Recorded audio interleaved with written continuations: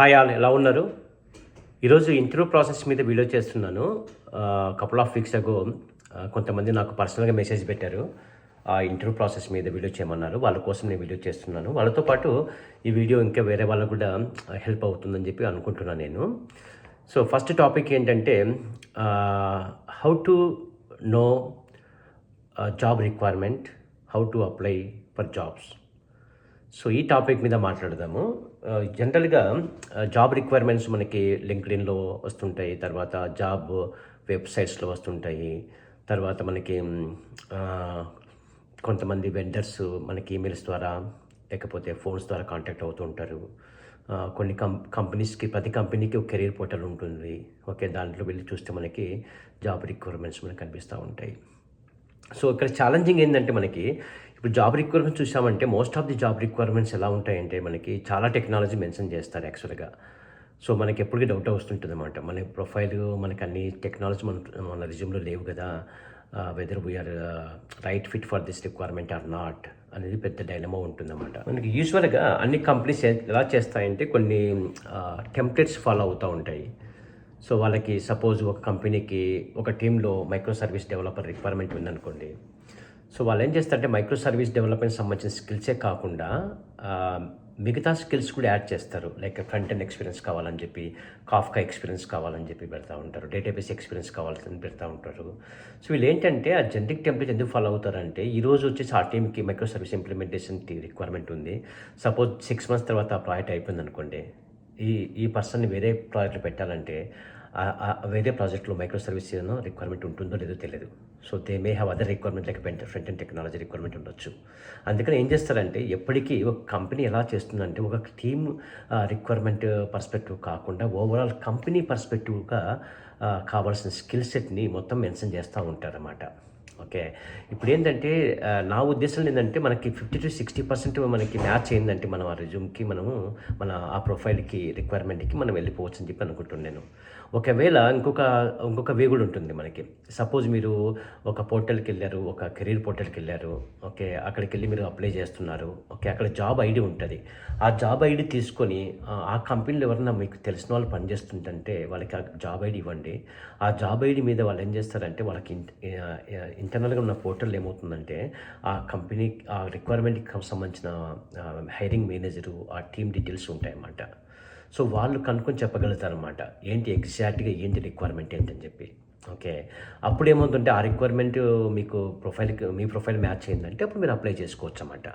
వీలైతే వాళ్ళతో రెఫరెన్స్ తీసుకోండి. వాళ్ళు ఒకవేళ మీరు రిజ్యూమ్ ఫాలో చేశారంటే హైరింగ్ మేనేజర్కి మీకు కొద్దిగా వెయిటేజ్ ఉంటుందన్నమాట. Okay, these are the ways like to apply for the jobs. Okay, coming to second topic like okay, resume short list అయిపోయింది, you got a phone call or interview request from hiring managers or HR people. అప్పుడు ఏమవుతుందంటే interview process ఎలా ఉంటుంది.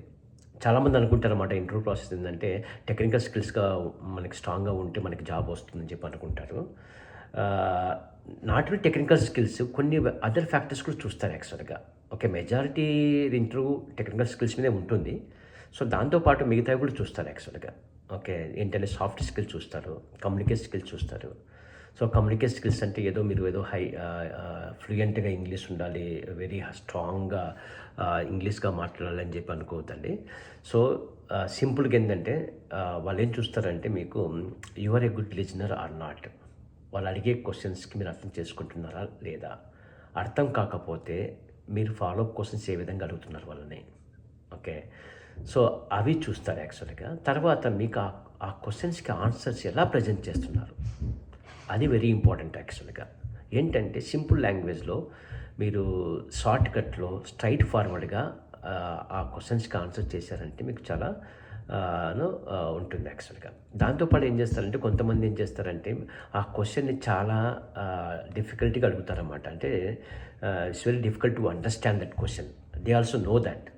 Okay, అప్పుడు ఏం చేస్తారంటే వాళ్ళు okay ఈ క్వశ్చన్ అడుగుతున్నాం కదా, ఆ క్వశ్చన్ని కరెక్ట్గా చెప్పించుకోవడానికి ఎలాంటి క్వశ్చన్స్ చేస్తాడు ఈ క్యాండిడేట్ అని చెప్పి కూడా మీకు టెస్టింగ్ జరుగుతూ ఉంటుంది అన్నమాట.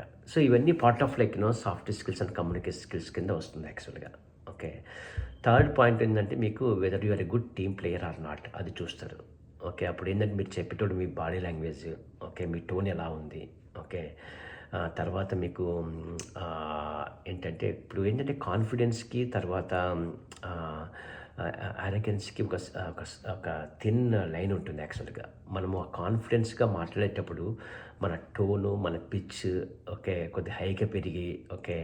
అదేమవుతుందంటే ఓవర్ కాన్ఫిడెన్స్‌గా అయిపోయి తర్వాత అదేమవుతుందంటే యారగెన్స్‌గా అనిపిస్తది ఇంటర్వ్యూ చేసే వాళ్ళకి. Okay. So, you should be very careful. Okay. మన టోన్ ఎలా ఉండాలన్నది చాలా జాగ్రత్తగా మేనేజ్ చేయాలి. తక్కువ టోన్‌తో మాట్లాడామంటే ల్యాక్ ఆఫ్ కాన్ఫిడెన్స్ అంటారు. ఓకే. ఎక్కువ టోన్ ఎక్కువ మాట్లాడి కొద్దిగా ఎక్కువ మాట్లాడారంటే అది యారగెన్స్ కింద వెళ్ళిపోతా ఉంటుంది. సో, అది ఏంటంటే చాలా should be very careful. We have to balance that. Okay. That is very, very, very important. Okay. తర్వాత ఇంకేమిటంటే వాళ్ళు ఆహ్, తర్వాత టీమ్ ప్లేయర్‌గా చూస్తారు కదా! టీమ్ ప్లేయర్‌లో ఏందంటే మీకు ఒక ప్రాబ్లమ్ వచ్చి ఎవరన్నా నీకు హెల్ప్ అడిగితే మీరేం చేస్తారు? తర్వాత మీకు ప్రాబ్లమ్ వచ్చింది. ఓకే.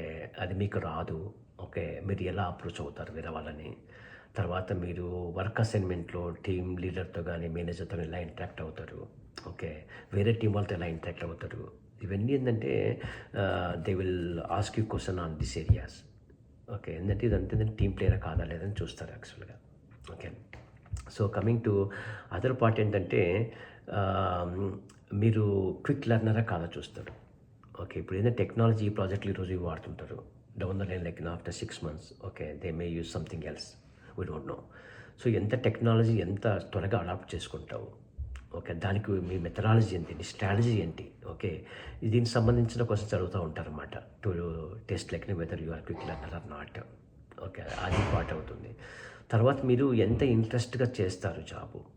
ఓకే. మీరు ఎంత ఇంట్రెస్ట్‌గా ఉన్నారు రిక్వైర్మెంట్ మీద. మీరు ఇంట్రెస్ట్ ఏరియాస్ ఏంటి? దీని మీద అన్ని క్వెషన్స్ అడుగుతా ఉంటారు. సో, మీరు దాంతో పాటు ఏందంటే లాస్ట్‌న మీకు ఒక last do you have any questions అడుగుతారు.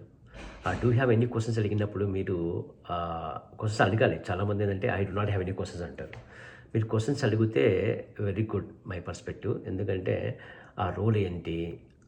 వాళ్ళ ఎక్స్‌పెక్టేషన్స్ ఏంటి? ఇవన్నీ మీరు వాళ్ళకి క్వెషన్స్ అడగాలి. అప్పుడే వాళ్ళేందంటే oh! This person is interested on this requirement అని చెప్పి అనుకుంటారనమాట. తర్వాత మీరేంటంటే ఇంకా మీరు ఒక ఇంటర్వ్యూ అయిపోయింది. ఇంటర్వ్యూ అయిపోయిన తర్వాత థ్యాంక్ యూ ఈమెయిల్ పెట్టడం మంచి అలవాటు. సో, ఇంటర్వ్యూ అయిపోయిన తర్వాత just like say one thank you email to them. దానివల్ల ఏమవుతుందంటే they remember your name. Okay. వాళ్ళు ఓకే 10 మంది ఇంటర్వ్యూ చేసిన తర్వాత వాళ్ళొక షార్ట్ లిస్ట్ చేయాలి కదా! మళ్ళీ నెక్స్ట్ రౌండ్‌కి. అప్పుడేందంటే they will remember your name. Okay. Because of this email. Okay. So, better to communicate that way. That's what my recommendation. So, ఇలా చాలా ఉన్నాయి ఇంకా. మనకి ఇంటర్వ్యూలో ఏదైనా క్వెషన్‌కి ఆన్సర్ తెలియకపోతే తెలీదని చెప్పడమే బెస్టు. ఆర్గ్యుమెంట్ చేయడం అనేది అవాయిడ్ చేయడం చాలా బెస్ట్ ఇంటర్వ్యూస్‌లో. ఎందుకంటే ప్రతి ఒక్కరికి అన్నీ తెలియాలని చెప్పి రూల్ ఏం లేదు. అందరికీ ఆపర్చునిటీస్ రావడం కూడా కష్టం కదా! సో, మనకు తెలియకపోతే I couldn't get an opportunity to work on that. So, I learn and do that work if I get opportunity in future అని చెప్పి ఒక మెసేజ్ ఇస్తే అది పాజిటివ్‌గా వెళ్తుంది. నేను ఈ వీడియోలో ఇంటర్వ్యూ చేసే వాళ్ళకి కూడా కొన్ని టిప్స్ చెప్దామని అనుకుంటున్నాను. నా పర్స్పెక్టివ్‌లో ఇంటర్వ్యూ అటెండ్ వాళ్ళ వాళ్ళకన్నా ఇంటర్వ్యూ చేసే వాళ్ళకి చాలా కష్టము. ఎందుకంటే అక్కడ 45 మినిట్స్, 1 అవర్ ఉంటుంది. ఓకే. ఆ టైంలో ఆహ్, ఆహ్, ఆ టైంలో ఒక రిసోర్స్‌ని ద బెస్ట్ రిసోర్స్‌ని మనం సెలెక్ట్ చేయాలి. అంటే it is not easy. So, అప్పుడేమైందంటే మన యొక్క స్ట్రాటజీ, మన యొక్క ఇంటర్వ్యూ ప్రాసెస్ చాలా ప్రీ ప్లాన్డ్‌గా ఉండాలి. సో, ఆ 45 టు 1 అవర్ టైంలో మనము ఆ క్యాండిడేట్‌ని అన్ని రకాలుగా మనం టెస్ట్ చేసి సెలెక్ట్ చేయాల్సొస్తుంది. So, this is very, very difficult job. Okay. And second point ఏంటంటే నేనైతే నా పర్సనల్ ఎక్స్‌పీరియన్స్‌లో సపోజ్ లైక్ నీ ఇంటర్వ్యూ ఉందంటే ఒక 1 అవర్ ముందర నేను నా నా వర్కు, నా ఆఫీస్ వర్క్ అంతా నేను స్టాప్ చేసేసి కొద్దిగా ప్రశాంతంగా ఉంటానన్నమాట. ఎందుకంటే ఆ ఇంటర్వ్యూ చేసే టైంలో ఓకే. మన మూడ్ బాలేకపోతే ఓకే. ఇంటర్వ్యూ అటెండ్ అయ్యే వాళ్ళకి ఇది చాలా ఇంపాక్ట్ అవుతుంది. సపోజ్ ఒక ప్రొడక్షన్ ఇష్యూ వచ్చినప్పుడు, ఒక something like some major issues happening in the team, ఆ టైంలో మనం ఇంటర్వ్యూ చేసామంటే ఆ యొక్క ఫ్రస్ట్రేషన్ ఉంటుంది కదా, అది మన మీద ఉంటుంది యాక్చువల్గా. అప్పుడు ఏమవుతుందంటే మనం చాలా డిస్టర్బ్ మోడ్లో ఉంటాము. మనం డిస్టర్బ్ మోడ్లో ఉన్నప్పుడు ఏంటంటే ఎదుటి వాళ్ళు చెప్పే ఆన్సర్స్ మనకి సరిగా అర్థం కాకపోవచ్చు. మనము క్వశ్చన్స్ కూడా కొద్దిగా పేషెంట్గా కాకుండా కొద్దిగా డిఫికల్ట్గా చేసినట్టు ఉంటుంది ఆ ప్రాసెసింగ్లో. Okay, I would suggest like whenever we are going to do any interview, better at least 1 hour be relaxed before taking the interview. So interview చేసే వాళ్ళు సరిగా ఇంటర్వ్యూ చేయకపోతే ఆ ఇంటర్వ్యూకి అటెండ్ అయ్యే అందరు ఇంపాక్ట్ అవుతారు. So that is very important. So ఇంకోటి ఏంటంటే మన ఇంటర్వ్యూ చేసే వాళ్ళు ఏంటంటే మనకు చాలామంది చూసాను నేను, ఏదో వాళ్ళకేదో మనం జాబ్ ఇచ్చే పొజిషన్లో ఉన్నాము, ఆ యొక్క సుపీరియారిటీ కాంప్లెక్స్ మోడ్లో ఇంటర్వ్యూ చేస్తూ ఉంటారు. ఓకే, అది రాంగ్ యాక్చువల్గా. సో ఈరోజు మనం ఇంటర్వ్యూ చేస్తున్నాం, ఏదో ఒక రోజు మనం కూడా ఇంటర్వ్యూ ఇస్తాం, అది గుర్తుపెట్టుకోవాలి యాక్చువల్గా. ఎంత టాలెంటెడ్ పర్సన్ అయినా సరే ఆ ఇంటర్వ్యూకి వచ్చే ముందర కొద్దిగా భయంగా ఉంటుందన్నమాట. సో ఆ భయాన్ని ఆ ఇంటర్వ్యూ చేసే వాళ్ళు ఏంటంటే పోగొట్టాలి, కంఫర్టబుల్గా రిలాక్స్ ఇలా చేయాలి ఆ క్యాండిడేట్ని. అప్పుడు ఏంటంటే ద బెస్ట్ ఇంటర్వ్యూ ఆ క్యాండిడేట్ ఇవ్వగలుగుతాడు. So that is very important. Okay, మీకు ఇంకా మోర్ ఇన్ఫర్మేషన్ కావాలంటే నా పాత వీడియోస్లో నేను కొన్ని చేశాను.